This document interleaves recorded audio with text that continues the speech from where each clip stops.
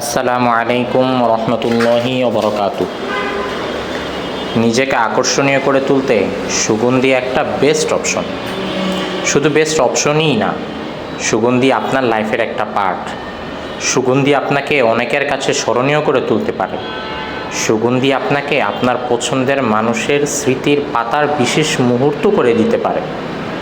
সুগন্ধি আপনাকে অন্যের কাছে ভালো লাগার কারণ বানাতে পারে।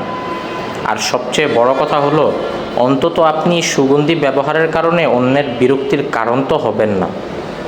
তাই আপনি নিজেকে আকর্ষণীয় করে তুলতে এবং স্মরণীয় হয়ে থাকতে আপনার জন্য বেস্ট অপশন হতে পারে আমাদের আমিরা।